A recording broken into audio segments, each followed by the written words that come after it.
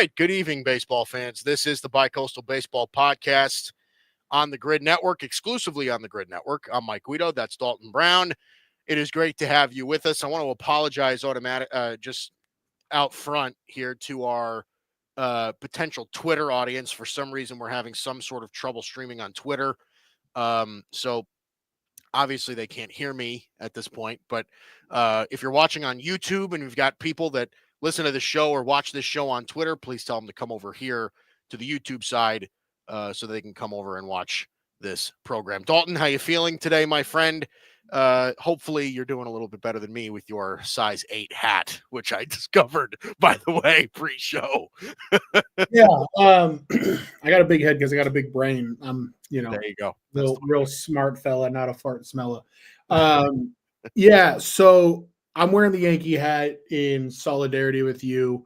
I know that this is a tough time for Yankee fans with the injuries. That is just a real shitty way to go into a season. So I'm going to try to convince you that everything might be okay. Totally understand if you don't think that it will, but that's why I'm wearing this hat today. I can appreciate your trying. And, as we do, listen, we have plenty of stuff to go over today. Our division previews start today, starting out west with the AL and the AL and the NL West divisions. We'll talk about them. We'll go through each team. We've got previews of lineups, rotation options, all of that stuff going into each team in those divisions. We'll talk about that a little bit later today.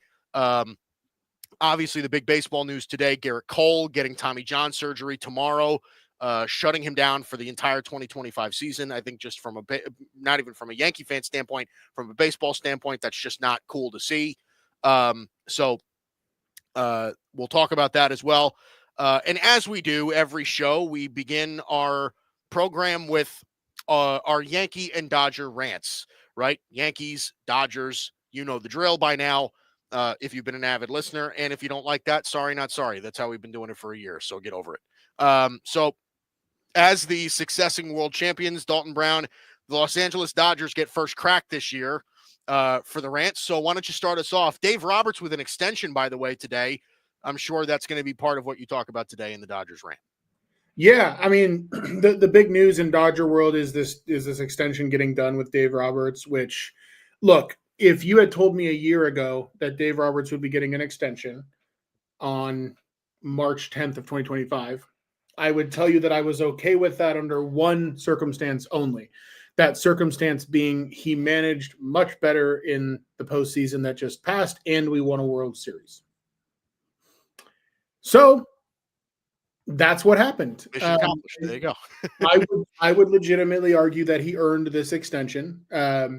He did manage better in this last postseason. Now, people who watched the show know that I was pretty pissed about him, basically purposely choosing to lose a game both to the Yankees and then he did it again against the Mets and again against the Yankees. I don't think throwing games in the postseason is something you should ever do, even if your pitching is as hurt as the Dodgers pitching was. Mm-hmm. That being said, his game-by-game bullpen decisions were massively improved, and he spoke to the fact that he was changing the way he was thinking about things a little bit and going more off of feel and what he was watching rather than the analytics and whatnot. So I think Dave Roberts allowing himself to be a human helped quite a bit. And I don't mind the extension. I'm not like jumping for joy thrilled about it because I still have my reservations, but the players love him. And people around baseball have really positive things to say at this point. And he's won 2 World Series as the Dodgers manager. Like at a certain point, now you have a little bit more of my respect. So, and I've said it before, Dave Roberts is a wonderful person as well. So I'm happy for him on a personal level. Pretty cool to see. And, outside of that in Dodger world, it's been fun watching some of the younger guys get a chance, like Zaire Hope, getting to watch him play every day in spring training has been a lot of fun. Jack Dreyer looks like we might have discovered another pitcher through our farm system. There's spring training is a lot of fun. Some of these guys are maybe a little bit further from the bigs than they would be in other organizations, but the Dodgers continue to churn out talent. MLB Pipeline put out their top 30 farm systems this week. Dodgers are at number 4. which is utterly absurd considering the talent that is already at the major league level. So I would have said the same thing in 2015 and the same thing in 2020. This is a team that is built to be good forever unless they change their philosophy. And that's really fun. So it's good to be a Dodger fan. Looking forward to the season. Yep. I wish I could share in your sentiment, my friend. I really do. And I think that you're 100% right. Obviously, everything going well for the Dodgers right now. Again, we're going to be previewing them a little bit later as well. And they do just seem to kind of just churn out guys. I mean, because like they've got a $400 million payroll, but it's not just that. It's the fact that they develop players almost as good or as good as anybody else in baseball. So that's really something to really relish at as a Dodger fan. Okay, so my life sucks. Gerrit Cole getting Tommy John surgery tomorrow. That is a big deal for the Yankees. Obviously, he's their ace. He's one of the big time leaders in the clubhouse. Like it's not a good thing. So that also puts much more pressure on somebody like Max Fried, who was brought in to kind of be the number two or the co-ace of that staff. Now he's going to end up being the lone ace of that staff, somebody that's going to be asked to get a lot of wins, a lot of quality outings. And as much as I love Max Fried, I don't think he's Gerrit Cole. So I think that's going to be a lot to ask, right? So that's one thing. I will say this. I want to actually throw a little bit of positive, right? Because you brought up a couple of things about how spring training is fun, right? And spring training is fun. I've always enjoyed spring training. To me, I've always looked at it as stress-free baseball, right? Like, at least that's what it's supposed to be. Maybe for Yankee fans, it's not really stress-free anymore. But you get to see some of these guys that you wouldn't have watched throughout the entire year, right? And you see what they do. You see what could be coming up through the pipeline. Mm-hmm. He just got optioned down today. Obviously, he should have. He's only a 19-year-old kid, but George Lombard Jr. looks like he's a legit player. That kid looks like he can play. And again, he's an infant. So, I'm sure he's going to start the year in high A or something like that. Maybe halfway through the season, he'll get bumped up to double A if he performs. So that's something to look forward to. It's nerve-wracking because, again, I've had my reservations at how the Yankees develop their own ingrown talent, especially on the position player side. I think as far as pitching, they can do it pretty well, but on the position player side, they certainly have an issue going on there. So I've had my reservations about that. But everything right now, every Yankee fan right now, I think is feeling the exact same thing. It is just starting to pile on, right? Gerrit Cole is now hurt. Giancarlo Stanton is, it's possible he's out for the entire season if he gets surgery on both elbows, which is unbelievable. Like, I've never even heard of somebody having tennis elbow in both elbows. Like, that's beyond me. Luis Gil is out until probably at least June, right? So now you're just kind of looking. DJ LeMahieu's out. You don't have a guy, playing third base. So what is there to feel good about right now, right? Like, okay, you lost Juan Soto. That's another thing, right? Let's not even, slight that. But this is a team that they didn't just lose in the World Series. They got embarrassed in the World Series. Okay. Yeah. Then you lose Juan Soto. Then all of this. Then injuries. And then, it's a lot here. So do I still think the Yankees can be a solid team? Yeah, I do. I think with the amount of injuries they have, I don't know that I feel as confident as I did as picking them as the favorites in the American League anymore. I don't know even how I feel about them being the favorites in their own division, because again, that's a lot to ask for a team with injuries of this magnitude. So it's been a little tough. It's been a tough spring, a tough offseason for me, as long as many other Yankee fans, I think, in the same boat. Yeah, I mean, there's no real way for me to sugarcoat those injuries. I mean, Gerrit Cole and Giancarlo Stanton were arguably the two most important Yankees in that World Series run. I mean, obviously Juan Soto's right there as well. So you think about the most important players on that run in terms of the impact that they provided. Yeah. All three of them are gone for at least a while, right? So I certainly understand why you feel that way, and I think it is a tough situation for them. The only silver lining, if there is one, is it's March 10th. And you'd rather know that you're in this position on March 10th than on July 15th, right?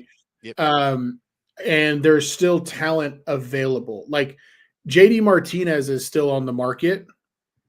He's better, I would say, right now than Giancarlo Stanton at what Giancarlo Stanton does. If I'm the Yankees, like that's a 1-for-1 that makes a lot of sense. And I don't know if that's something that's been discussed at all or not. I think it has. But I don't know that it's ever been seriously considered, but I know that it has. I just think it makes so much sense, especially in that ballpark. He would hit a ton of homers. Like, I think that would actually improve your team. So to me, if you're the Yankees, going and getting JD Martinez as a DH would make a ton of sense. From a pitching perspective, you're probably going to get a good look at Clayton Beeter at some point this year, the former Dodger pitching prospect. Will Warren. Obviously, Will Warren. Obviously now Stroman, Schmidt, these guys are going to have to carry a little bit more of a load. Carlos Carrasco, I don't know what you can really rely on him for. JT Brubaker has started in the majors in the past. He's also, obviously signed with the Yankees right now. It's depth, right? To me at this point, like there are still some serviceable pitchers in the market though. Like a Kyle Gibson for a year is not a horrible option to fill into the back of your rotation. Like Anthony DeSclafani is still out there, not a horrible option to fill in the back of your rotation.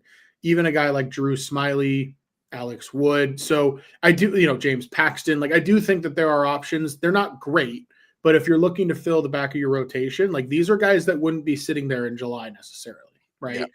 So that's my only silver lining for you. None of these names are going to replace Gerrit Cole, but I think that like you can stay afloat and put yourself in a position where come July, you trade for what you need. I'm curious if it's ever been discussed, and I want to get your feeling on this as well. Why not? I thought about this earlier today, and it doesn't like solve a problem, but I think it improves one probably. Why not call the Diamondbacks and say, would you do Jordan Montgomery for Marcus Stroman? Bad contract for bad contract. Like Jordan Montgomery's familiar with New York. He pitched well here, right? Maybe the Yankees kick in a prospect and make it a little sweeter for the Diamondbacks, right? They kick in a number 10 to 15 prospect in the system or something like that to make it a little sweeter. Like, I don't think that's too unreasonable, don't you think? I definitely think you would have to kick in a prospect, but I think it's totally reasonable. Just because I think we've seen a higher ceiling with Montgomery than with Stroman. I think that the ceiling is still believed to be higher with him. But you're right. He's succeeded in the past in the pinstripes. So I don't hate the idea at all. I mean, I also just think getting Marcus Stroman out of your clubhouse is a good thing. But well, right. That's why I said like it doesn't really solve a problem, but I think it might improve one. You know what I mean? So but again, like Gerrit Cole is not replaceable. I know that the rumors have been floating around of maybe going after Sandy Alcantara. I don't think that's going to happen.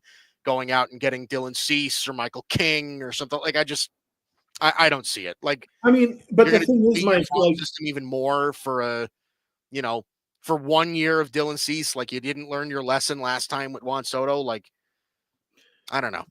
But by the time we get to May and June, teams start to get squirrely and panic and want to trade away assets. Oh, yeah. As long as the Yankees can just play well enough. I mean, think of it this way. If you get into June and you're, I don't know, 45 and 30, 45 and 35, something like that.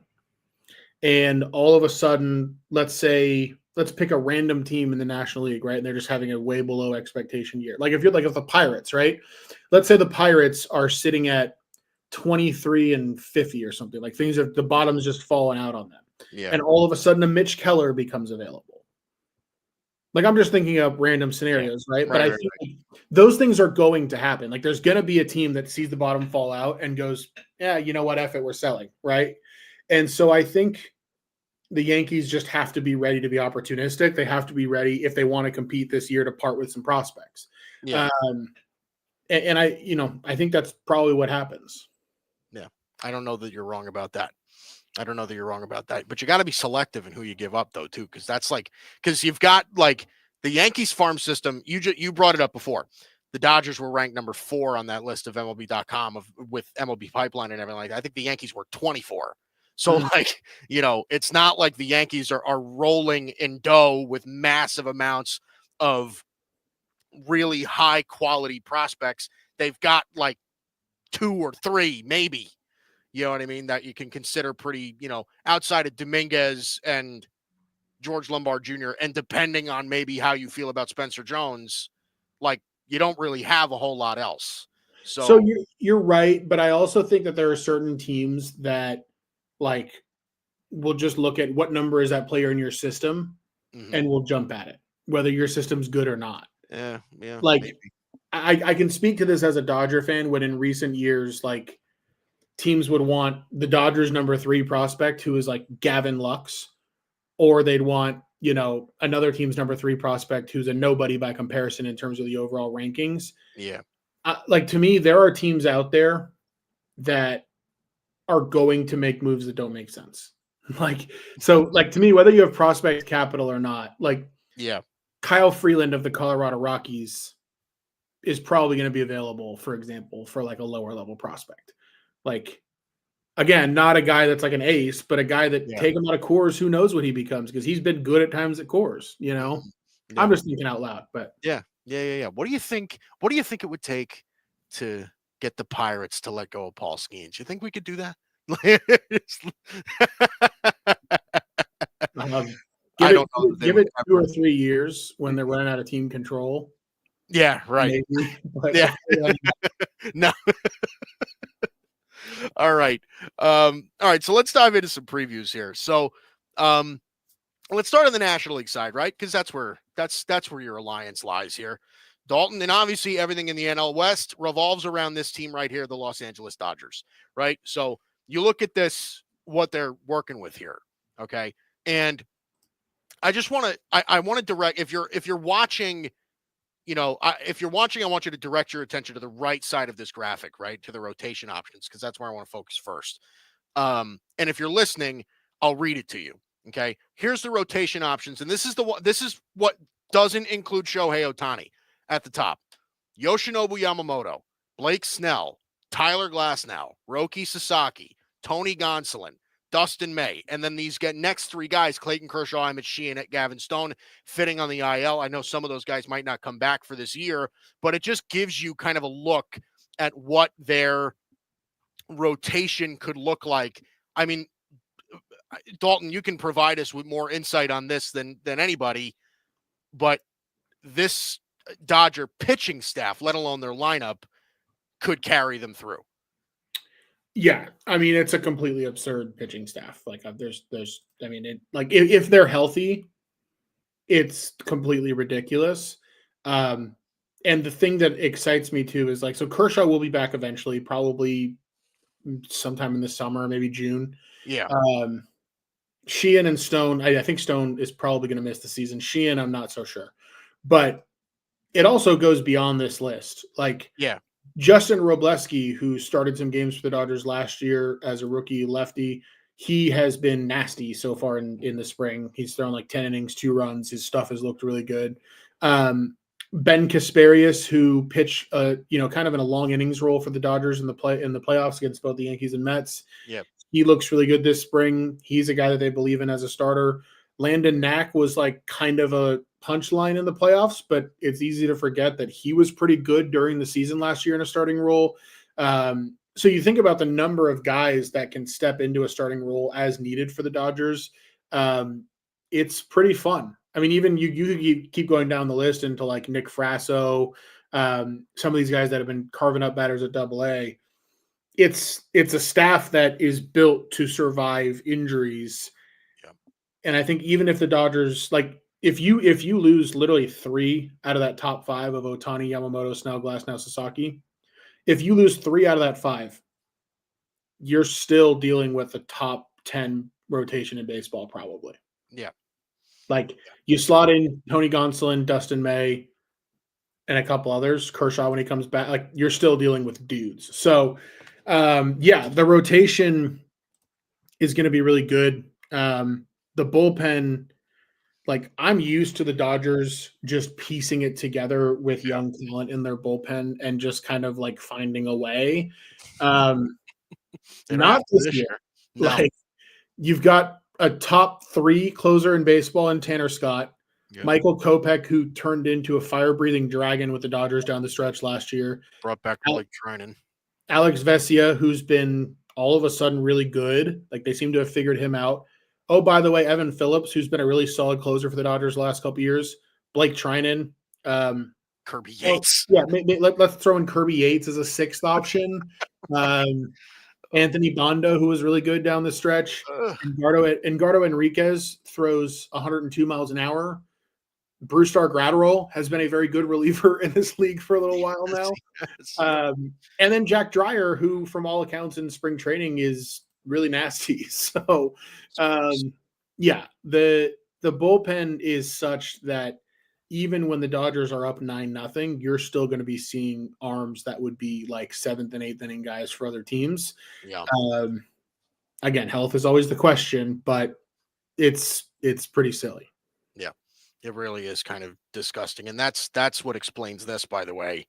Dodgers by PECOTA, they're projected for 104 and 58 record this year. I think they're going to shatter that. I don't even think it's going to be like, obviously health given and everything like that. But like, if they're healthy, I don't see why they can't win 120 baseball games. Like, I really think that this roster is that good. I do. I've never seen a roster like this. Yeah, it's pretty unprecedented. I mean, look, the if they stay healthy thing is obviously a massive. It's a massive if, because it's baseball. It's a long ass season, and it's always the way it goes. But I think even if they're not super healthy, like my range of outcomes for them is like probably low end is 102 wins, high end is like record setting. Yeah. I mean, I wrote down on a sheet of paper before we started the show, I wrote down like my predictions for the standings and the records of every team in the division. Obviously, I have the Dodgers winning the NL West. I have them winning it at 110 and 52. That is, I think, a realistic landing spot for this team. Yeah, it wouldn't surprise me, by the way, if the Dodgers finished with less losses. Let's say I'm looking at the NBA right now. Okay. It wouldn't surprise me if they finished with less losses than the Philadelphia 76ers currently have, and that's 41.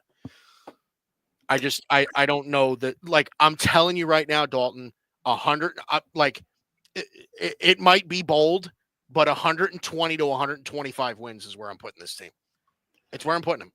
And I know that's a lot. I get it. But like, I mean, dude, like this lineup is so gross. You never get a break. Like, imagine if Haesung Kim turns into a stud. Like, imagine if that dude starts hitting 280 or some shit at the bottom of the lineup. Are you kidding me? Like, there's no break. There's no break. The Yankees went to the World Series last year, and the bottom 3 of their order were non-factors. You don't get a break in this lineup at all. No. I mean, and the other thing about it, too, when you talk about Haesung Kim, think about this. Any other team in the majors, if they signed him, that's your starting second baseman. Without a doubt. He might start in AAA for the Dodgers. He might. Like, that's getting discussed, is he might start in AAA because they are, quote-unquote, overhauling his swing, which when the Dodgers overhaul a guy's swing, usually comes out pretty good. And this is already a guy that's elite defender, elite base runner. I don't think that he's ever going to be like a plus power hitter, but I wouldn't be surprised if by May you look up and he's a really solid contact hitting guy that's getting on base at the bottom of the lineup and setting the table for Shohei Mookie at the top. Yeah, 100%. All right. How about enough of your loaded monstrosity of a team? Let's talk about the Arizona Diamondbacks real quick, because this is my favorite to finish second in this division. I think that they've done a really, I mean, listen, adding Corbin Burns to this rotation, I think makes it miles and miles better. Because again, you've got two fucking workhorses at the top of this rotation, right? Corbin Burns, Zach Gallen at the top of that rotation is gross. Merrill Kelly, Eddie Rodriguez, Brandon Pfaadt, Jordan Montgomery, Ryan Nelson. You add that to the list. They've got depth. They can withstand some injuries in that rotation. God forbid. And then again, that lineup, given, if you get some sort of bounce back year from Corbin Carroll, right? He started to come around later at the end of last year. You get some sort of bounce back from Corbin Carroll. Ketel Marte is a stud. They essentially traded Christian Walker for Josh Naylor. So it depends on how you look at that. But this is another one of these lineups too, where I don't want to say that you don't get a break, but there's guys in this lineup that can break a game open 1 through 9. So I really like what the Diamondbacks have done this offseason too. And I think they're going to be like, to me, they're a for sure playoff team this upcoming season. I really think they're that good. Yeah, I'm projecting them at like 92, 93 wins. I think they're that good. I think this is a roster that would win a lot of divisions in a lot of baseball seasons. You talked about the rotation. Corbin Burns just adds that extra oomph to the top of it, where when Zach Gallen becomes your number 2, Merrill Kelly becomes your number 3, like you're building real depth there. Eduardo Rodriguez is a guy that's just like reliable when he's healthy. Like he's never going to be a best pitcher in baseball, but he's reliably good. Brandon Pfaadt has at times looked like the real deal. Jordan Montgomery with an actual spring training, we'll see. Ryan Nelson is hit or miss, but when those are your depth pieces, you don't need Jordan Montgomery and Ryan Nelson to be a 3-starter anymore. Like you just need them to eat innings, right? And I also think like if some of their younger pitchers can take a step forward too, guys like Tommy Henry, Dre Jameson, some of these like fringe starting pitcher types, if they can have one or two of them hit, if even like a Bryce Jarvis maybe it gets back into a pitching role, one of the Diamondbacks that I root for most because he played at Duke, they've got some talent to watch, that could come up as well. So I think Arizona is going to be really good. I think they're going to be an annoying team for the Dodgers to deal with all year. I don't think they're going to like necessarily push the Dodgers for the division because I think the Dodgers are just really good. But I think that they are going to be a clear contender to make the World Series behind the Dodgers. Yeah, I think that that's more than reasonable to expect. I think if there's one area this team can improve on, it's their bullpen. And I don't even think it's that bad if you really look at it, right? AJ Puck, Justin Martinez, Kevin Ginkel, Ryan Thompson, Joe Mantiply is still in there. Like you've still got some guys in that bullpen that can get outs. I think at some point in the season, you could look for them to maybe add a piece or something like that in that bullpen, just fortify it a little bit more. But yeah, I agree with you. I think they're a legitimate contender in the NL. I don't think that's a crazy statement at all. Because think about it. If the Arizona Diamondbacks, let me pose this question to you, and we'll preview this division late. But like the NL East, right, with the Mets, the Braves, and the Phillies at the top of that division, do you think if the D-backs were in the NL East, they could win that division? I think the Diamondbacks could win any other division in baseball. Yeah. So yes. Yeah, that's what I think too. In fact, I would make the Diamondbacks a favorite in every division in baseball except the NL West and the NL East. Yeah. Yeah. I think I would too. They're that good. I think they're a top 5 team. I do. Like I would say right now they're better on paper than the Yankees. They're better on paper than the Cubs. They're better on paper than the Twins. They're better on paper than the Rangers or the Astros to me. Like they're really good. They are. They're very, very good. Let's talk about the San Diego Padres. This is the team that I've kind of taken a step back on. And you've warned me in the past couple of weeks where you're just like, hold on, like pump the brakes on the pessimism a little bit when it comes to the Padres. Obviously, this is a team that didn't have much of an offseason, right? Losing Jurickson and Profar. I mean, this is a team that, just kind of let some guys go. So obviously Joe Musgrove on the IL. So you're dealing with some sort of injuries here. Again, we were also sort of expecting at some point, at least some people were expecting some moves to be made with the Padres, maybe them not keeping this team together. Guys like Dylan Cease, guys like Luis Ariz, maybe ending up elsewhere. So far, they are not. This is still a pretty decent team. I'm a little iffy on the back end of this rotation. Obviously, Yu Darvish getting a little older, it gives me a little bit of pause. But I mean, they're still viable. I think they're still an 85 or so win team in my eyes. So what do you think, Dalton? Yeah, the more that we've seen of them not trading away guys and saying that they're not going to trade away guys, the more I believe that this team is a lot more similar to the 2024 Padres than we want to think at first. Mm-hmm. Like, look at this lineup. Like, Luis Ariz is going to compete for a batting title. We know what Tatis is. At this point, we know Jackson Merrill is one of the best center fielders in baseball. Manny Machado is Manny Machado, right? Cronenworth and Bogarts are both above average starting players up the middle.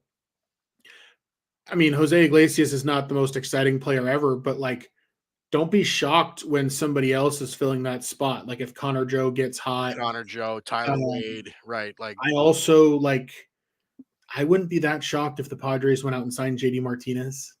no, it wouldn't surprise me either. You know, but and then Jason Hayward can still hit. I mean, he's not like great, but he can still hit.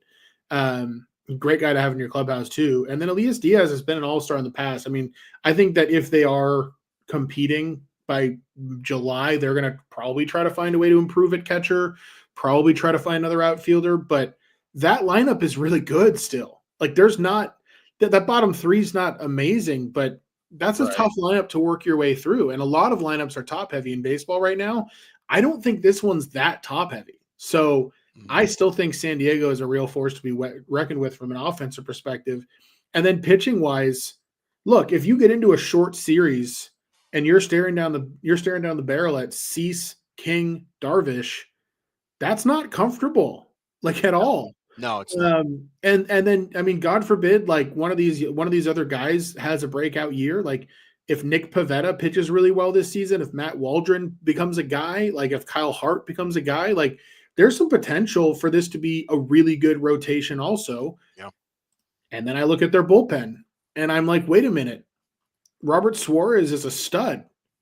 Jason Adam has proven that he's really good at getting outs in the bullpen. Yeah. Like there's still talent in that bullpen. It's not quite as dominant as it was last year, but there's still enough there that I would argue, I'll put it this way.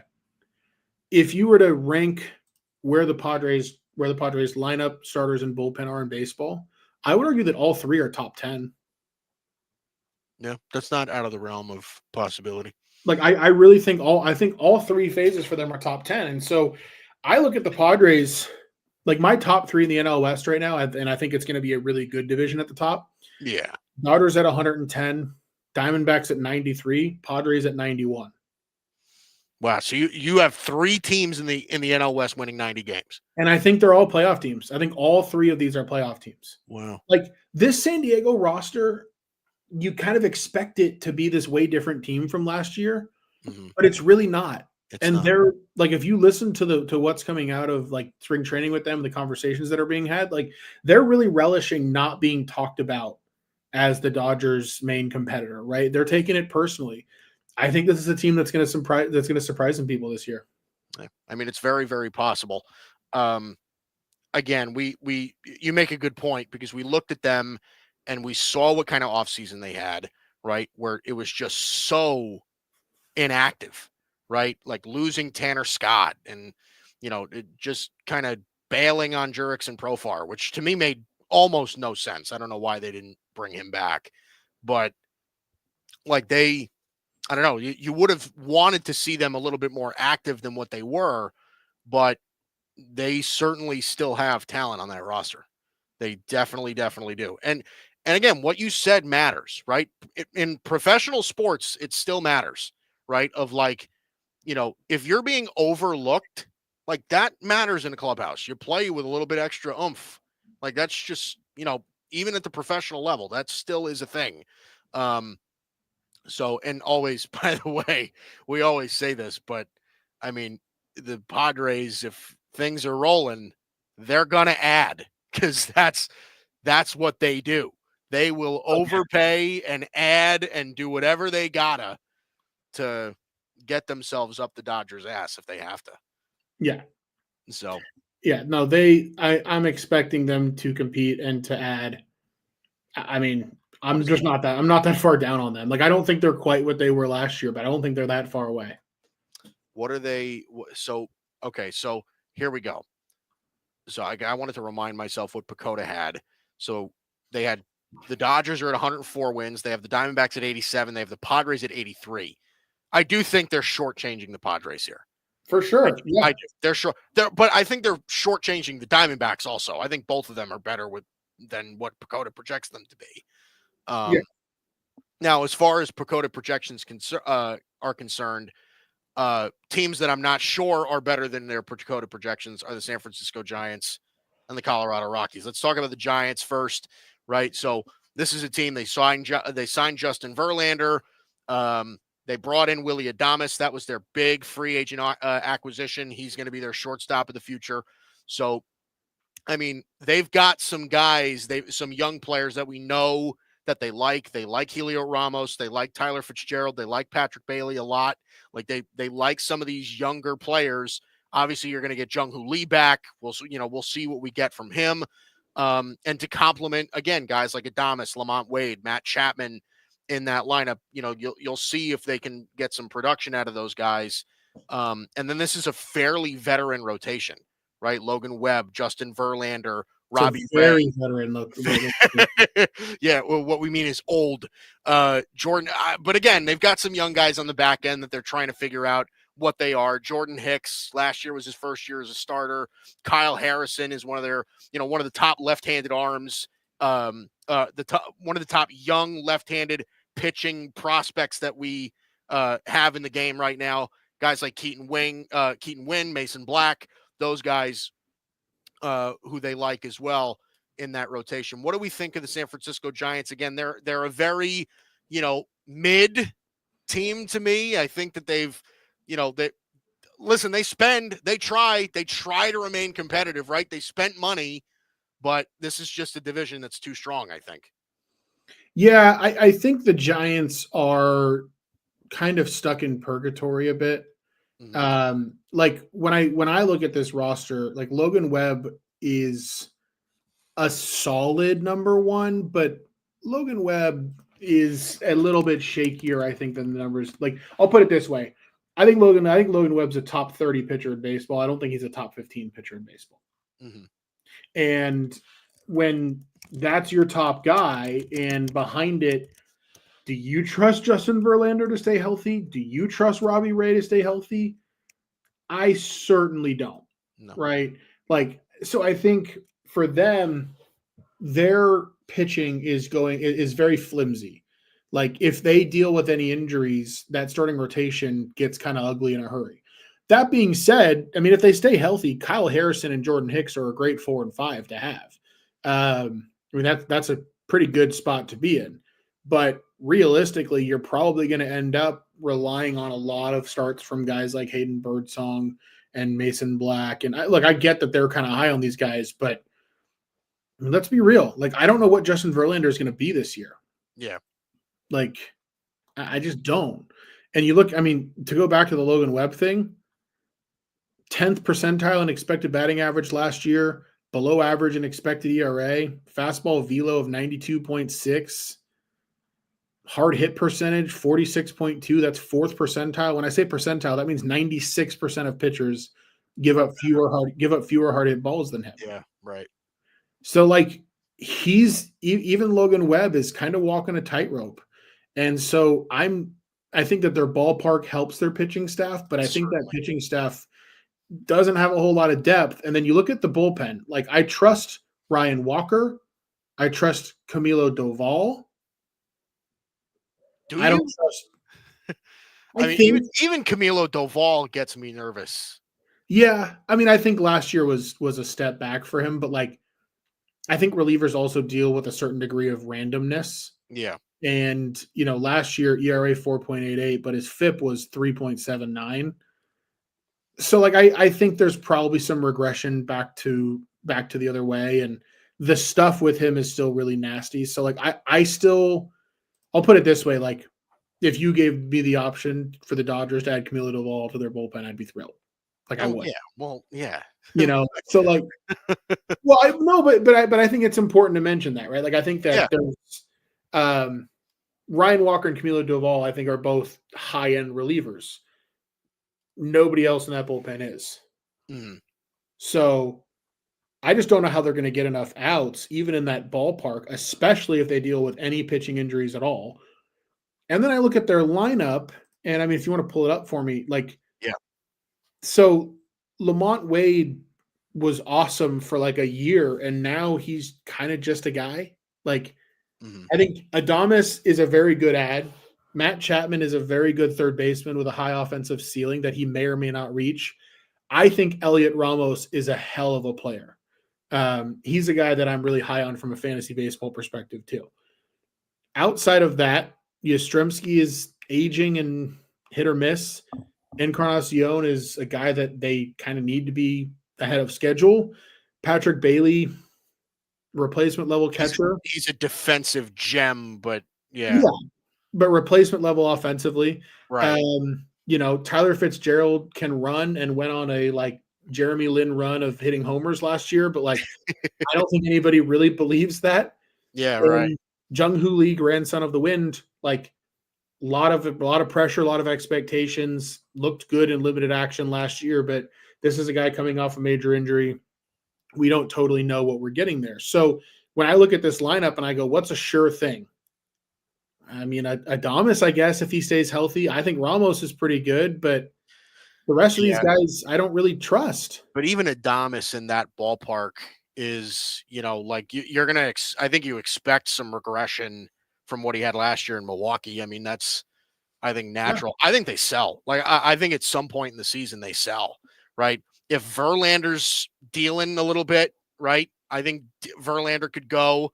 I think somebody like Chapman could go. I think Lamont Wade is like I feel like Lamont Wade's been begging to be traded for the last couple of years, right? Like I think this is a team that could, by the time June wraps up, you're looking at like, okay, we're 15 games out of first, you know, what are we doing here? And they just start offloading some guys and So trying to, not even like go into full because they just paid Adames, right? So I don't right. think they're going to try and full rebuild, but offload some veterans just to retool a little bit, maybe get some close to the majors young guys and try it again. I think that's a path that they could take. I mean, you and I talked earlier about the Yankees and the situation that they're in with the players that they're missing. Yeah. And we talk about teams that might bottom out early and sell. Yeah. This could be one of those teams, right? Like Yes. if you're the so let's say the Giants get to June, they're 27-44, and Justin Verlander is pitching better than expected. Right. Bye-bye. That's, That could be that, like Justin Verlander and pinstripes could happen at that point. Seriously though, I know. I can see it. You know what I mean? Mm-hmm. Another guy like Wilmer Flores. Yeah. Kills lefties, has his whole Yeah. career. Like if you're the Yankees and you're looking for a DH, not a horrible option. Like looking for a third baseman, throw him at third base. Yeah. Like so. I mean, I think you're right. This is because they have young players that they're excited about. Like, I think they want to see what they have in Tyler Fitzgerald, Brett Wisely, Casey Schmidt, David VR, obviously Elliot Ramos, Marco Luciano, Luis Matos. These are all guys that they're like excited about. Yeah. But I also am just not bought in on their ability to develop hitting. Like they can clearly develop arms. They've shown that, but I'm not bought in on at all on their ability to develop bats. And so I don't know. I think the Giants have been stuck in purgatory for a few years, 2021 notwithstanding. And I think they're still going to be there for a little bit. And look, part of it's not their fault. Like they went after Aaron Judge and didn't get him. They went after Shohei Ohtani and didn't get him. They went after Carlos Correa and didn't get him. Yeah. So I think the Giants are trying, which like you'd always rather root for a team that's trying than a team that's not. So I think they're trying. I just don't think they're getting it done. Yeah, I agree. That's right. What I said at the top. It's not like they don't spend; they try. This is a team that genuinely tries to compete, and I think you put it really perfectly before.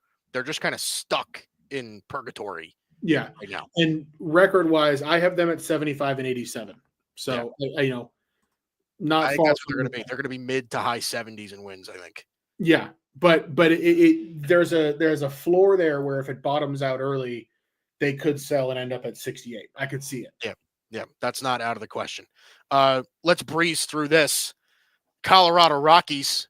this is a team without much going for them right now. What is it? Pacoda has them at 58 and 104 this upcoming season. Now, they did get something out of Brenton Doyle last year that they like. They like Ezekiel Tovar, but I mean, there's just like you look at this lineup, you look at this rotation. I mean, this is a bottom 2 team in all of baseball, Dalton. I mean, this is just like, and it's been a number of years since they've been competitive. I mean, what's the problem? What is going on with this team? We don't have to spend too much, but what's going on here? They're in the like everybody in baseball talks about the Rockies like they're in the Stone Age analytically. They don't invest in the product. They don't invest in the right number of scouts. They don't invest in like the analytical things they need to invest in. Like they are happy to exist as if it's the 90s, and ownership doesn't care that much about winning. So this is kind of what you get. It's a very complacent franchise from top to bottom.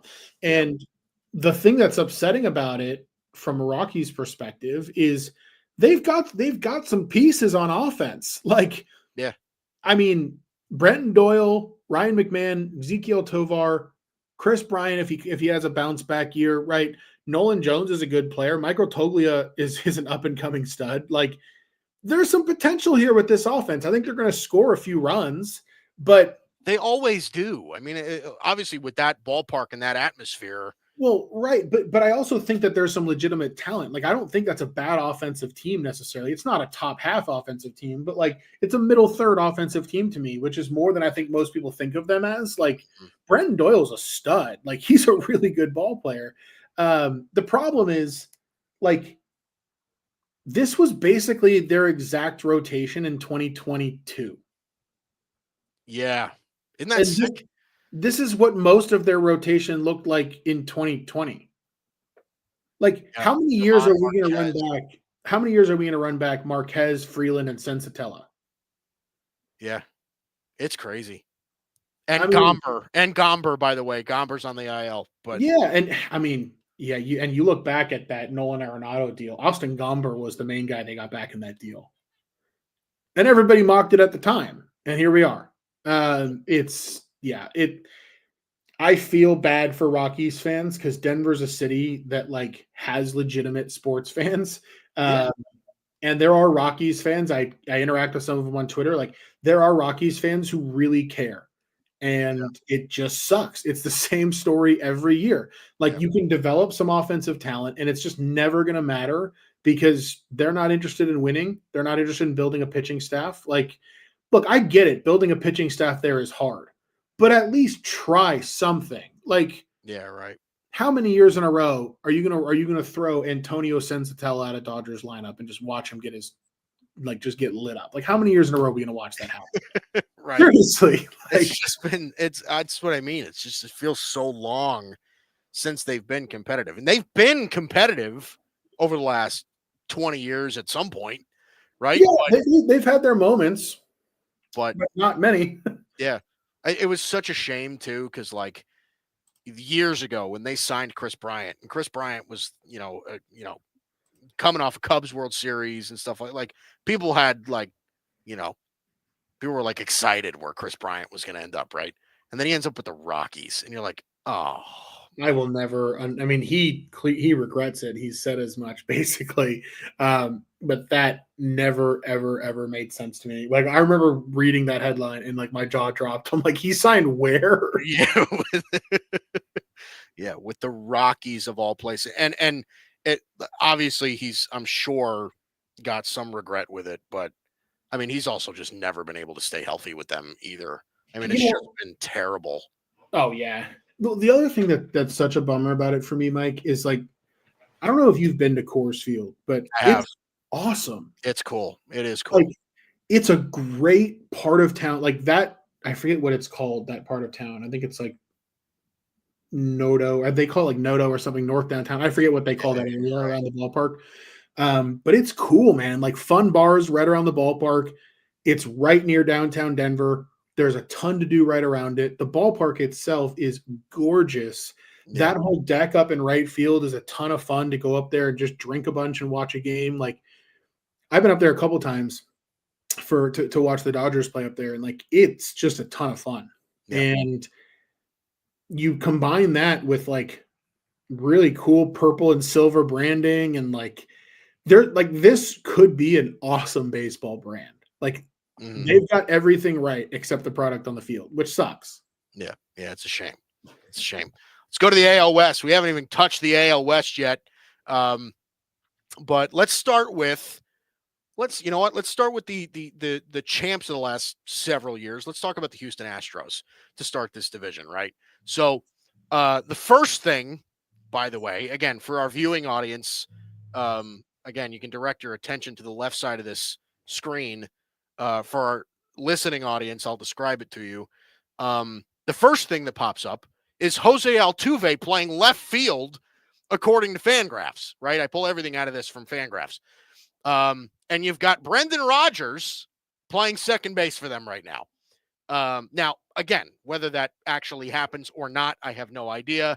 But that seems to be a lot of conversation heading in that direction with Jose Altuve playing left field for the Houston Astros this year. Obviously, Jose Abreu did not turn out the way that they hoped. They lost Alex Bregman in free agency. They traded away Kyle Tucker. So there are some definite subtractions to this lineup. They brought in Christian Walker, which is a clear upgrade at first base. Isaac Paredes is definitely a more than serviceable major league infielder. Let's not pretend like he isn't. So this is a team that can still have success, right? It's another one of these teams that has, like, they have a full rotation of serviceable major league starters alone on the injured list, right? Like Lance McCullers, Christian Javier, Luis Garcia, JP France, like those are serviceable major league arms all on the IL, rolling with Framber Valdez, Hunter Brown, Ronel Blanco, those guys in their rotation. So Dalton, what do we make of the Houston Astros? I think that they're due a little bit for a bit of a step back this year. What say you? I mean, I think that on the pitch, like my concerns with them are on the pitching side. I think they need like, first of all, if they're going to win that division, they need Framber to bounce back and be better. Like they need him to be what he was 2 years ago. I think that like if Valdez, Brown, Blanco, Arrighetti, if these guys are the best versions of themselves, this could be a pretty good rotation. And these guys that are listed on the IL below, like Christian Javier will be back sometime in midsummer, probably July. Luis Garcia will be back sooner than that. And Lance McCullers might start the season in the rotation. If not, he'll be back probably by the end of April. I mean, he's expected back pretty quick. Now, I don't know what you're going to get from McCullers. He hasn't pitched in a long time. And Hayden Wesneski was somewhat serviceable for the Cubs. So I think like there's a pathway to this rotation rounding into form by late season when they're in the pennant race. Like there's a world in which they go into August, September, and October with Valdez, Christian Javier, McCullers, Hunter Brown, Ronel Blanco, Luis Garcia, all healthy and all contributing. Yeah. If they can get to that point, this will play. Yeah, no, it definitely plays. Like Jose Altuve, for all of the things that you can say about him, is a stud. Like Isaac Paredes is going to work with that left field porch, period. He'll hit 30 home runs. So will Christian Walker. Like both of those guys fit like gloves with this lineup. Yordan Alvarez is one of the best hitters in the world. Yainer Diaz is one of the better catchers in the league. Jeremy Pena, we'll see, but I'm a believer in what I've seen from him. I think Brendan Rodgers, World Series MVP, by the way, Jeremy Pena. yeah, like I think Brendan Rodgers is a solid ad. Chas McCormick, we'll see, but I mean, I'm a believer. He comes from that Astros hitting development machine. And then Jake Myers is probably a replacement level player. But like, I think that this team still kind of has that winning DNA to it. Yeah.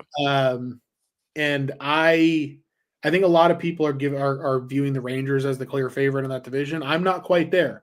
I think if the Astros can hang around through the first part of the season, they're going to be a problem later in the season. So I'm still somewhat of a believer in Houston. I think that them and the Rangers are kind of right there with one another. Yeah, back to our Mac days, right? With the Houston Astros, but oh boy, it is. I do think I like the Rangers a little bit more, but I don't think it's by a lot. I don't. Like, I still think the Astros are a very competitive team, especially in, again, what's presumed to be, now that the Yankees are presumed to be a little bit further down with their injuries, this is a very open American League.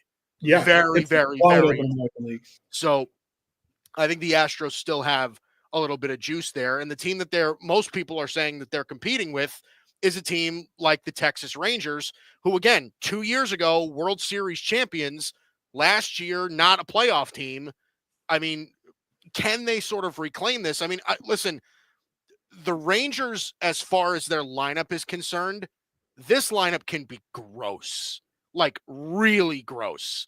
So Simeon and Seager at the top, right? You've got some young guys that they really, really like. High end, have seen some big time success before with Langford, Josh Young, and Evan Carter, right? They brought in Jake Berger at first base, depending on how you feel about him replacing Nathaniel Lowe. Big pop with Garcia and Jock Peterson. Like, this is a team that I think can really, really mash. And I want to point out, again, like, this is a big what if for them. But if they can get a somewhat healthy season out of Jacob deGrom, right? And again, we'll see what he is. But the last time Jacob deGrom pitched, he was still gross. So, like, you know, I'm still kind of like, I still kind of have faith in this Rangers team. I do think if it were me, I would say they're the favorite in the AL West. But what say you, Dalton? I think the Rangers, I look at this roster and I'm like, okay, like, they're going to score a bunch. And if they can keep teams in a reasonable amount of run prevention, then they're going to win a bunch of games. So, I mean, I agree at the macro level view, I agree with your assessment of all of it. The problem I have with the Rangers is you're really, really reliant on Jacob deGrom and Nathan Eovaldi staying healthy. Mm-hmm. And I don't really trust either one of them to stay healthy. Like, I'd be shocked if Jacob deGrom gives you 175 innings this year. I'd be shocked if Eovaldi do the same. Like, I just don't trust it with either one of them. They're both old guys who have dealt with a lot of injuries. Mm-hmm. And the problem for Texas is once you get past those two, John Gray, Tyler Mahle, Cody Bradford, Dane Dunning, and then a couple young guys with a lot of potential, but very young guys, and Kumar Rocker and Jack Leiter. Like, this could be this could be a bottom 6 rotation in baseball if they don't stay healthy pretty quick. Mm-hmm. And I struggle to trust that, especially when, I mean, look, the offense, there's a lot to feel good about here, but there's also a lot of like variance to this. Like, Corey Seager, if he's healthy, is, for my money, maybe the best shortstop in the game. But you've got a lot of aging guys here who I don't necessarily trust to stay healthy. When you look at guys like Semien, Jock Peterson, Jake Berger, and then you have some young guys who the league is like the jury's still sort of out on, like Wyatt Langford, Josh Young, Evan Carter. Like, there's a lot to believe in here. If I'm a Rangers fan, I'm really excited about the direction of the organization as a whole. But I'm not totally sold on them being a World Series champion this year, or a World Series contender this year. I think the truth is somewhere in between what we saw in 2023 and 2024. I make them like an 88 win team. I think they're a playoff team. I don't think they're a World Series contender off the rip. Mm-hmm. No, I think that's fair. I think this is a team also as far as like the concerns about the rotation are concerned, right? Like if things are rolling for them again, like we're looking at this on March 10th, right? But come July 1, I mean, this rotation could have 2 new arms in it. You know what I mean? Like it can definitely like they could go out and even if they're not, like top of the rotation, Dylan Cease level arms, like could they be the Justin Verlander suitor, right? Could they like do you like I kind of see it as like if things are going well, and I think in this division, in this American League, it could very easily go well, then I think that's not the product that you see come September. True, but I would argue that the exact same thing is true of the Astros, and that the Astros are starting from a better point in the rotation. Mhm. Like, and I'll bring up Verlander's name again, right? Like, if the Astros are in need of a pitcher and Verlander's available at the deadline, he's going to want to be there. Like, seriously, I mean, I think that's the For thing. the third time non-consecutively, yes. Yeah, I think he'd want to be back there. So I don't know. I mean, I hear you. I think it's a good point, but I think Yeah. that like that's true of most teams in baseball, right? All we know right now is where they're starting at. Sure. And I'm just not a believer in where they're starting at from a pitching perspective. Now, the bullpen, you lost Jose Leclerc. I mean, I look at their bullpen like Chris Martin's your closer, really? Mhm. And then past that, it's Hobie Milner, Josh Spores, Jacob Webb, Robert Garcia, Luke Jackson, Sean Armstrong. Like, don't get me wrong. Like, I wouldn't be surprised if a couple of these dudes have good seasons, but like, this is not a bullpen that I think is top half of baseball. Like, I just don't. I think it's I think realistically, if you're ranking rotations, and I haven't sat down and done this, Yeah. but I'd put their starting rotation right around number 20. I'd put their bullpen right around number 24, 25. Well, if you're going to win 90 games with that type of pitching, Mhm. your lineup better be like top 3. Like, Yeah. which it might be, but there's a lot of question marks, I think, in the lineup too. Don't get me wrong. I think it's a good lineup. Like, I think that there's a lot to be excited about there. But like, is it better than Arizona's? I think it's probably on par with Arizona's. Right. I think it's in a similar category, but Arizona's got a much better pitching staff and bullpen, don't they? So like to Well, me, yeah, but I think if the Diamondbacks are in the AL West, they win that division without trying. no, but the point I'm making is like when you look like pull up the Pacoda projections of standings, or I'll pull them up right now while I'm looking at them. Like Pacoda has Arizona at 87 wins and Texas at 90. Right.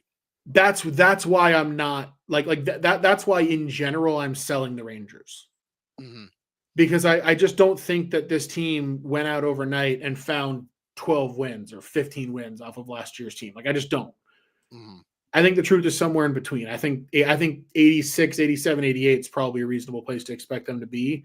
And so for me, like, I think the Astros can maybe win 90 games. So that's just how I see it. Yeah, I don't think that, no, and I don't think that you're wrong. I don't think you're wrong. I think I'm higher on the Rangers, and I think I just, I'm kind of falling in line. I think with what seemingly seems to be the projection of everything sort of clicking with the Rangers, them kind of refinding their form. But the questions about their pitching are more than valid. So, speaking of questions about pitching, let's talk about a team that has no questions about pitching, and let's talk about the Seattle Mariners, right? Because the Mariners have the exact opposite problem. This is a team that's going to pitch their ass off, right? As they do seemingly every year for the past couple of years, right? And this is a team that were last year, they were drop dead awful, meaning bottom of the league in almost every offensive category, if not every offensive category. They could not score runs. And what they did this offseason was nothing. like that's that to summarize their offseason, it was re-sign Jorge Polanco and that's about it.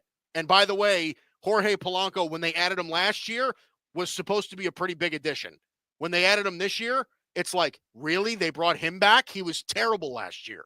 So you look at this rotation, right? We again, Gilbert, Castillo, Kirby, Miller, Wu, right? That 5, okay, they're going to get a lot of outs. Emerson Hancock as a number 6 is excellent. Lineup: Julio Rodriguez and Randy Arozarena. And that's it. That's what they're working with here. So this is a, 500, slightly above 500 team for me. Like that's how I feel. This is 81, 82, 83 wins for me, Dalton Brown. Yeah, I'm right there with you. I'm not. I think Justin Turner said it best the other day. I don't know if you saw the quote he had. I did. He came out and he basically said, like, even if I had re-signed there, if I'm the best thing you signed this offseason, it's fair for fans to be like, what the fuck are we doing? Yeah, right. Like, and they didn't address, like, so what really bothers me about Seattle, and I've touched on it a few times, but it's crystallizing for me a little bit differently right now, which is this. Like, as a Dodger fan last season, I watched a team that had zero luck on the pitching health side, like find a way through organizational depth and through a really good offense to win a lot of games and win a World Series. The Mariners last year had generational pitching health. Like Gilbert, Castillo, Kirby, Bryce Miller, Brian Wu, like these dudes were healthy last year. Wu missed a little bit of time, but these dudes, by and large, were healthy. And they're all studs. Like they're all studs. But think about this, man. Like realistically, you look at that top 6, right? If that top 6 stays healthy, this is a top flight rotation, 100%. No doubt. But Mike, George Kirby's starting the season on the IL. Yeah, right. Would you be shocked if 2 more of these guys end up hurt at some point? No, I wouldn't. It wouldn't. So That's how baseball goes. So think about how low that floor gets all of a sudden. Yeah, right. Like if your rotation goes from top 3 in baseball to middle of the road because you lost a couple guys due to injury, which happens plenty of years, like now you're an average rotation in a bad lineup. Like now you're a 72 win team in a hurry. Right. So I have real concerns about the floor for this team because they didn't do anything to fortify what they are. Yeah. They can't hit. They can't hit. I mean, like, look, I think Arozarena is a stud, and I think he'll succeed anywhere. I'm sure. And I think J-Rod, J-Rod will bounce back at some point. Yeah, he'll be fine. Like, he's a generational type talent. He'll be fine. Outside of that, there's not a lot here that I trust. Like, let me pull it back up. After those 2 guys, would you be shocked if Donovan Solano ended up being their 3rd best offensive player? No. Like, no. So, I would, like, yeah, it's Cal Raleigh will probably hit 30 homers, right? He'll probably be one of the better power hitting catchers in the league. But again, Cal Raleigh hits 30 home. The guy's Joey Gallo. Like, he's going to hit 30 home runs and hit 205. You know, like that's the reality of who somebody like Cal Raleigh is. Mitch Haniger hasn't been good in 5 years, right? Like you've got some guys. Like, this is the thing about the Mariners lineup that I think some people, at least some casual baseball fans don't really understand, is that they'll look at this lineup and they'll see a bunch of names that they recognize. Like, oh, dude, I remember when Victor Robles was, a top flight prospect. Same thing with JP Crawford. And you're like, yeah, but those guys aren't that good. This is just a team that doesn't hit for shit. Like you said, and actually kind of like we've both said, outside of J-Rod and Randy Arozarena, they just have no offensive firepower at all. Yeah, the whole thing is really upsetting for Mariners fans. It just sucks. Like, because the American League is so gettable this year. It is. And even their division, like if they really went for it, their division is impossible. Right. Like, and so, and I'm like, I don't know. I remember summer 2015, I did an internship in Seattle and I was there for 8 weeks. I probably went to 20 Mariners games. And like, their fans were into it. Like they were just okay that summer. But I remember like I was there in June and July, I think it was, and they were good. I mean, they were 10, 15 games over 500. And all of their fans were like, we're excited, but we know better. Yeah. And that was 10 years ago. Like, and they're still kind of in that same spot of like, Yeah. if their ownership wanted to make the right investments, there's no reason why this team couldn't go out and win the division and be a World Series contender. But Sure. and this is something we're going to talk about with a lot of teams around baseball. They're For just not. by the way, for not that much more money than they're spending now. Oh yeah, yeah. If the owners really did want to just be cheap also and not invest, they can still sort of do that in a way with this team. We've talked about it. JD Martinez is right there. Yeah. Alex Verdugo is right there. Like, I'm not saying that Alex Verdugo is a stud, but like Alex Verdugo improves that team. Yeah. Yeah, I I don't know. agree. I just don't get it. The Sacramento A's, huh? The Sacramento. By the way, interesting fact here. If you haven't seen the pictures already, they have the Vegas patch on their jerseys, which I think is pretty funny. Yeah, well, it's the Las Vegas Tourism Board or whatever who's their jersey sponsor. Yeah, Yeah, I love it. But Mike, I'm bullish on the A's, man.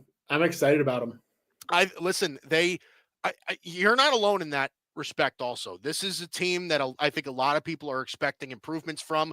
Lawrence Butler turned himself into a real player last year. I mean, that guy can ball a little bit. Brent Rooker's Brent Rooker. He's going to hit a bunch, right? And again, this is another lineup where they're looking at some young players that they really believe in. I feel like I'm a broken record, but guys like Tyler Soderstrom and Zach Geloff and Shea Langoliers, like these are young players, and Shea Langoliers and JJ Bleday. I mean, they've had success in the past too. Jacob Wilson's a shortstop they really, really like. So this is a team that's got some upside in that department. They just gave their biggest free agent, I love saying it, their largest free agent contract ever, a 3-year, $67 million deal to Luis Severino to man the top of that lightning rotation. But they've made some additions in that department. Severino, Jeffrey Springs. I mean, it's again, we kind of felt this way a little bit about them last year, but I think even more this year. This is a scrappy team, Dalton. It really is. Yeah, well, and I think we were right last year. Like they were very much improved over 2023. Yeah. And I think they're taking another step that direction now. And I mean, I'll be damned. The A's spent a little bit of money. And I also, before I get into all my thoughts on the A's, I got to pour one out for Oakland A's fans who deserve to see this kind of spending happen earlier. Like, what a bummer, right? They leave town and all of a sudden they're signing Brent Rooker to a long-term deal and Lawrence Butler to a long-term deal and Luis Severino. And like all of a sudden they're kind of trying. Like, yeah, every sports team left Oakland. The Warriors left Oakland, the Raiders left Oakland. They're all gone. All of them are gone. I have a thought for you. I think the Sacramento A's might be the best team in Northern California by the time the season's over. So better than the Giants. I think they might be better than the Giants now. I mean, we'll see. I think they will be. Like, so this rotation is not great, but it's got a decent floor. Like Severino is solid. He's not an ace like he once looked like he was going to be, but he's solid. He's a middle of the rotation starter. Yeah.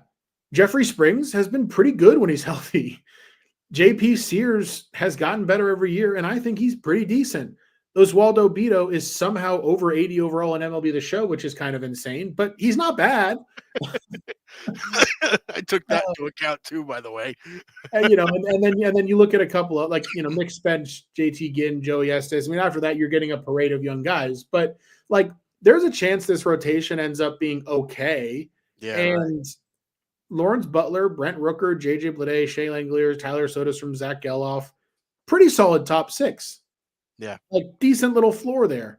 I mean, it bottoms out a little bit near the end. Like, I don't think Gio Urshela is really a guy that should be starting for many teams in the big leagues nowadays. But Yeah. like, It's not much pop in this lineup either. I mean, like, there's not a whole lot of outside of Brent Rooker. I don't think you're going to get much power out of this. right. But I'll tell you the thing that I really like about them though is I think Mark Kotze is a legitimate value added manager. Like, I think he has really got a lot of buy-in from this team as to what they can be. And I think he's the right guy to lead them into this transition period of where they're going to be. And I kind of see them rallying a little bit around being this sort of team without a home. The other thing with them that I think kind of underrated, we talked about this a couple weeks ago, they've made some good like bullpen ads. Like Mason Miller might be one of the 5 best closers in baseball potentially. Yeah, right. And then after that, Jose Leclerc, Tyler Ferguson, TJ McFarland, Dylan Floro, Ken Waldichuk when eventually he's healthy.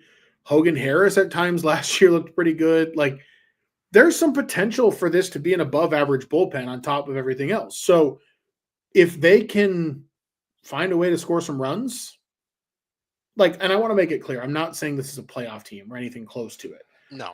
But I think the projection on them of 71 wins, I think is a little light. Yeah, what do they have them at right now? They've got them at 70-92, or it's probably 70 and a half or 71 and a half or something. Yeah, I think they're a 75, 76 win team this year. I think they're a team that like is going to start creeping closer to the middle of the pack. And that's a huge step for them. Yeah, no, I agree with you. And honestly, I think they're better than the Angels. I think they're definitely better than the Angels. Yeah. I mean, listen, I again, this is kind of like the Rockies. I don't want to spend too much time on the Angels, but like this is crazy.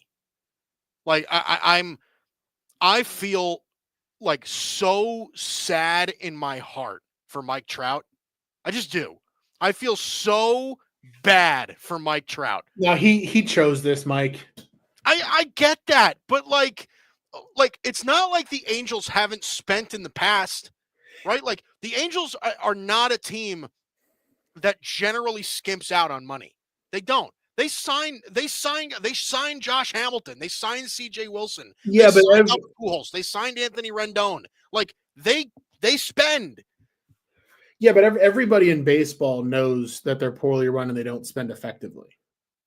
Like that's just a known thing around the game. And Artie Moreno is one of the worst owners in sports. Like the amount that he meddles with what's happening on the field would blow your mind. Yeah, brutal. Like when Albert Pujols was like rotting away his last couple years there and was one of the worst hitters in the league, Artie Moreno, their owner, was telling their manager he has to bat fourth.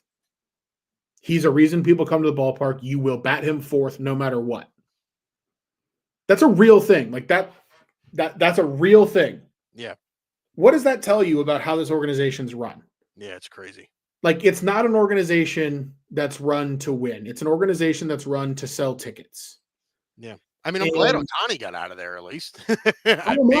So am I. But Mike Trout, like, he's been around that road. He's been around that organization long enough to know what they are. And for some weird misplaced sense of morality, he decided that he needed to stay there. He made his own bed with that. I'm sorry. That's just how I feel. He made his own bed with that. And now he's got to sleep in it.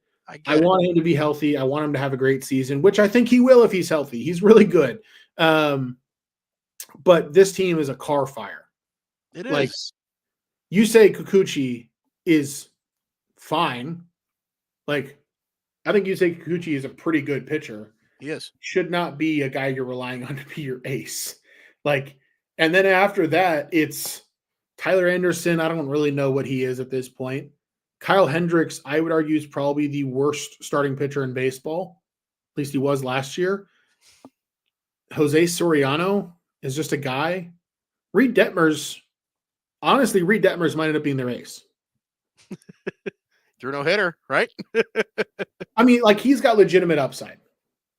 But I have kind of a soft spot for Detmers because he very obviously like patterns his pitching off of Clayton Kershaw, and I appreciate that. But I just think that this is a rotation that's going to be bad. It is bad. It's bad.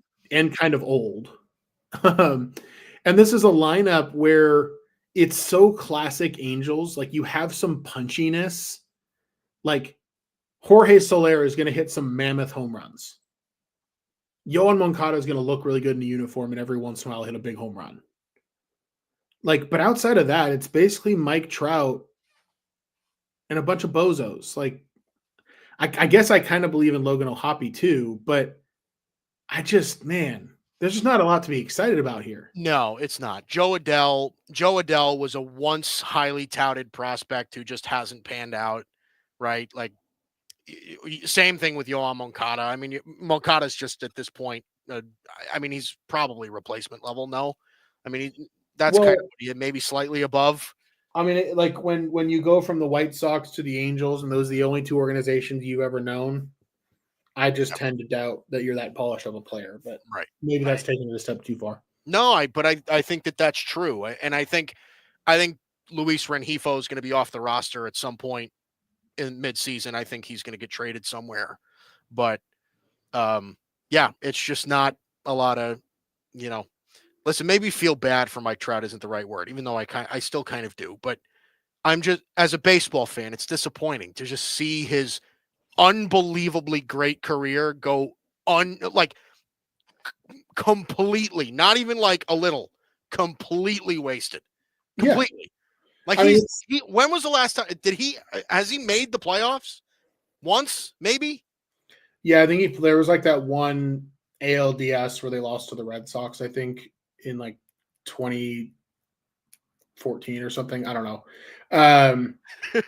Yeah, it's Artie Moreno is awful, needs to sell the team. Until he sells the team, there are certain organizations in baseball that are just incredibly poorly run. Yeah. And the two organizations that are the poster children of that are the Anaheim Angels and the Colorado Rockies. Like, those are two organizations that will not get out of their own way until they're sold. And in very different ways. The Rockies, it's just not trying to win at all. The Angels, it's just horribly misguided. Like, is Artie Moreno the Jerry Jones of baseball? Similar. Like, I think obviously you're dealing with different levels of brand, but, but similar vibes where it's like this crotchety old guy who doesn't really know what he's doing, but still wants things done his way. Mm-hmm. Yeah, like it's a disaster. I want to recap my standings projections. So here's here's how I see it, Mike. Yeah. In the AL West, I see Houston at 91 wins. I see the Rangers at 88 wins, Seattle at 82, Oakland at 74, Anaheim at 63. That's how bad I think Anaheim is. Oh yeah, well, no, I think the Angels are piss poor. The fact that, to be honest, like, this is what makes me, like, sometimes I look at stuff and I question where Pacoda gets their shit. Like, I really, like, how do you have the Angels at 76 wins? Like, we talked about it before, and I think one of the main reasons you said was because maybe they're expecting a full year of Mike Trout. Even if they do get a full year of Mike Trout, he's not going to carry them to 76 wins.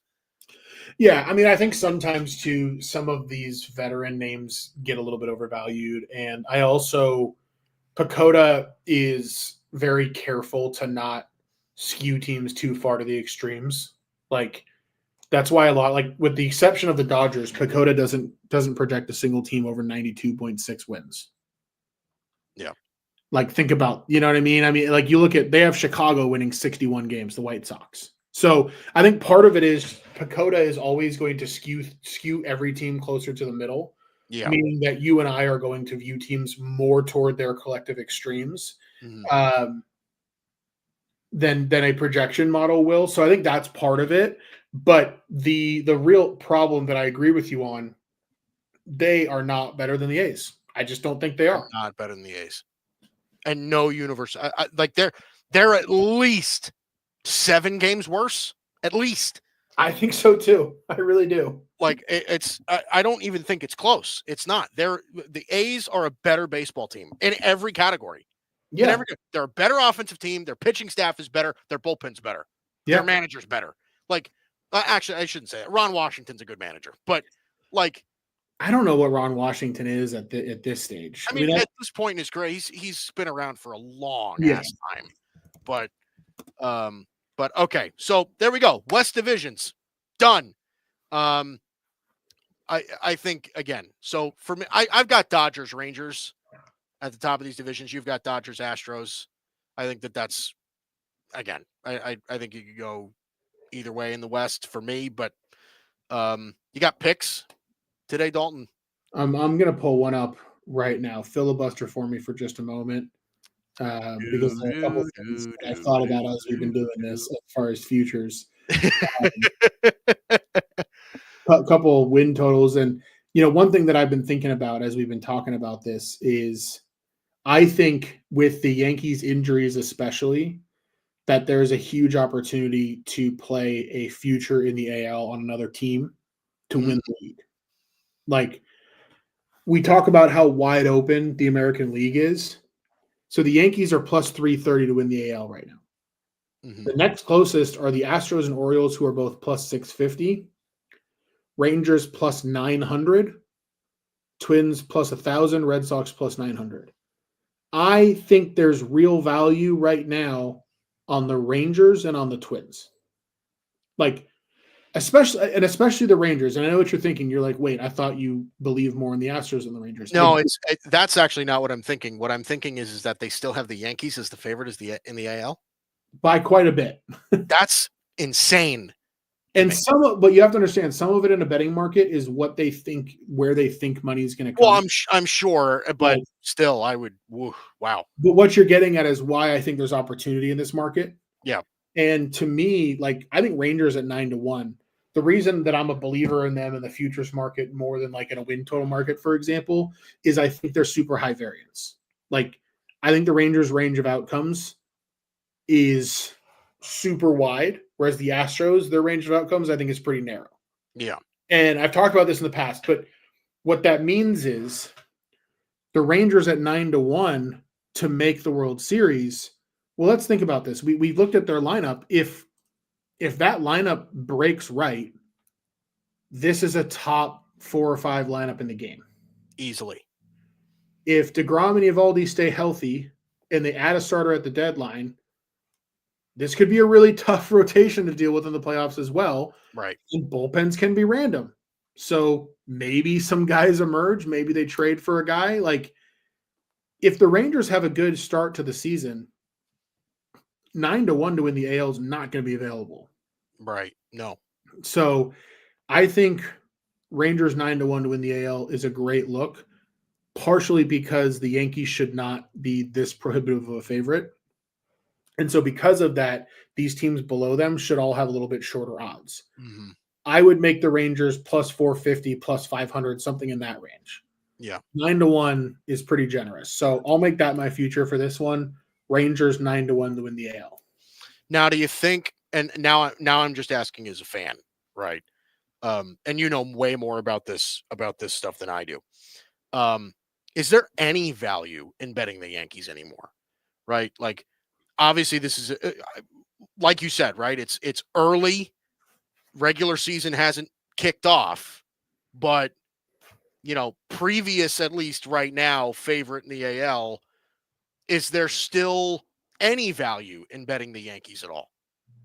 No, the only value I think right now is in fading them, unfortunately, because they're still like in the AL East.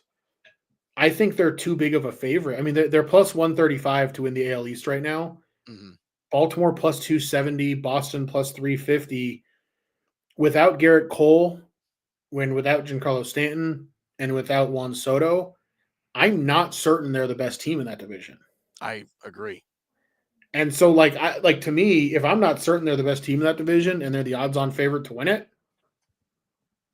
I can't find value there. I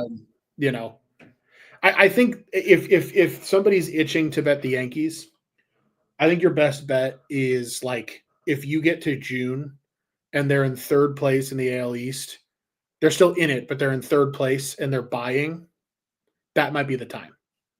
Like, I think all of a sudden maybe you're getting like a 12 or a 15-1 to win the AL. That might be the time. Yeah. But right now, it's definitely not the time. Yeah. Nope. Understand that completely.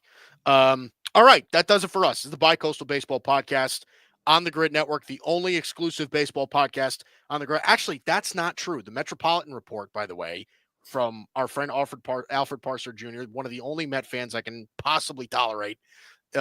He's on the Grid Network as well. We have, again, well, I'm sure we'll get him on one of these days.